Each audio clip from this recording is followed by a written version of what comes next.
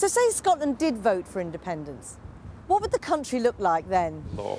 To Her Majesty Queen Elizabeth for heirs and successors according to law.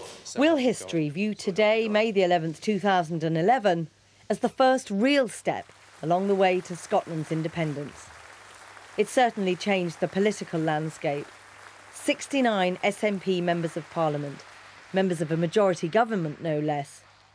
What this certainly does mean is the SNP leader and First Minister Alex Salmond has full command of the referendum process. So there will be one. But what sort of Scotland will people be voting for or against? We went to find out, starting with the big money question, the economy. At the moment, Scotland effectively receives an allowance, a bit like housekeeping, to help run its own domestic affairs. With independence would come control of the entire purse strings. Scotland would decide how to make its money and how to spend it, and what that money would look like. One of the key questions is the cost of transforming Scotland. Can the country even afford it? The SNP maintain that they've costed this. Lots of people think that's cloud cuckoo land stuff. So I think it comes back to a different question. In history, I don't think around us any set of people, any nation has ever gone for independence on the basis of being better off. And if the Scots want a cast iron guarantee that they will be better off by being independent, it will never happen. Central to a nation's identity, as much of Europe has found, is its currency. What money would be changing hands in the bars and shops on Scottish streets? It seems that the SNP would want to stick with the pound sterling for the foreseeable future. It may be that there would be a longer-term ambition to join the euro. But in the shorter term, the Scottish economy would remain very closely intertwined with the rest of the UK economy. And insofar as policy decisions for the Eurozone don't work for the UK very well, or wouldn't work for the UK very well, they wouldn't work for an independent Scotland very well either. Edinburgh Castle is a symbol of Scotland's past military might. Today, Scotland has no responsibility for matters of national defence.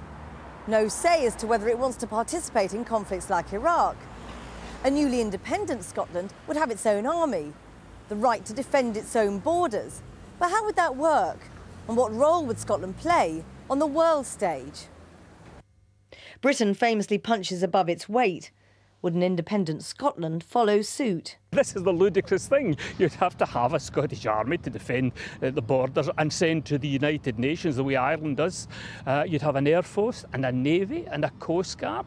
I mean, it's absolutely farcical when you think of it in those kind of details. In its white paper, Your Scotland, Your Voice, published in 2009, the SNP made clear its intention to give the country a much stronger international presence, proposing a much greater role in institutions like the European Parliament and the United Nations.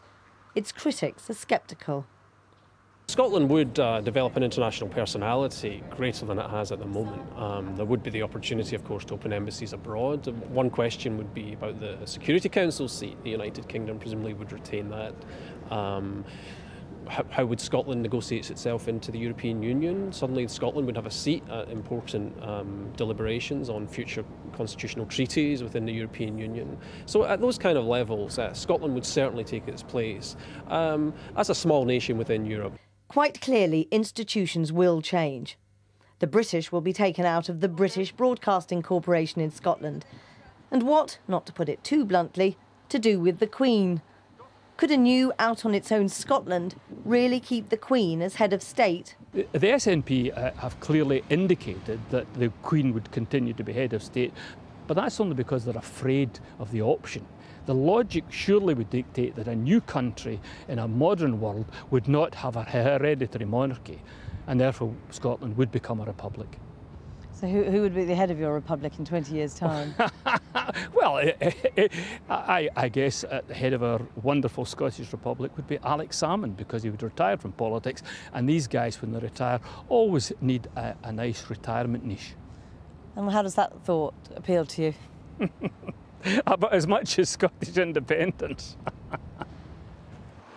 Outside Holyrood, they can't play with the idea of